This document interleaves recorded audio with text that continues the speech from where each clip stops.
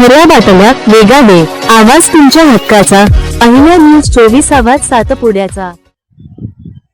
मयत कुटुंबियांची वैजनाथ पावडे यांनी घेतली भेट.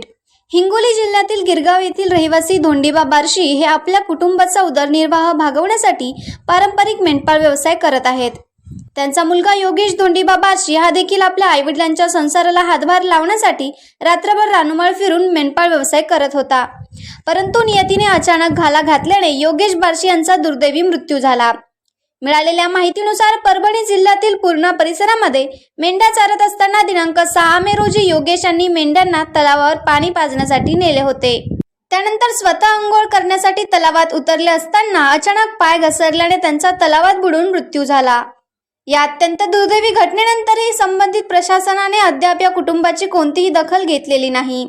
त्यामुळे आज धनगर समाज युवा मल्हार सेना मराठवाडा अध्यक्ष वैजनाथ पावडे यांनी मयताच्या कुटुंबियांची प्रत्यक्ष भेट घेऊन त्यांचे सांत्वन केले.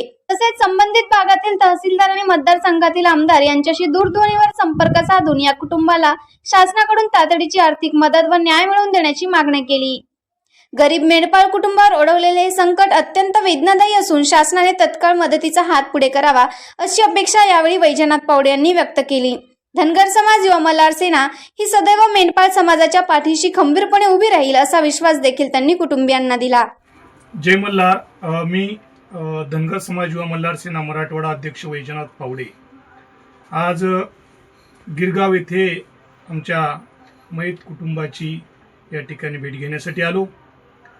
योगेश धोंडीबा बारसे मुक्काम गिरगाव हा मुलगा मेंढपाळ व्यवसाय करत होता आणि मेंढपाळ व्यवसाय करत असताना त्यांचं जे कुटुंब आहे हे खूप नाजूक परिस्थिती आहे त्या कुटुंबाची. त्यांची आई, वडील आणि भाऊ त्यांना शेती वगैरे असं काही नाही आहे आणि त्यांचा पूर्ण व्यवसाय हा मेंढी पालनावर चालत होता.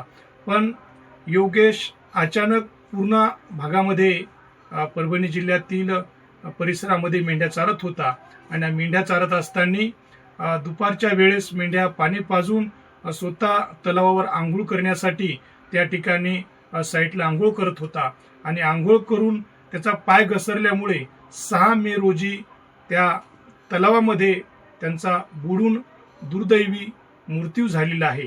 आणि म्हणून मी माझ्या या व्हिडिओच्या माध्यमातून प्रशासनाला एकच विनंती करतो की आमच्या योगेशच्या कुटुंबियांना प्रशासनाकडून तातडीनं मदत मिळावी.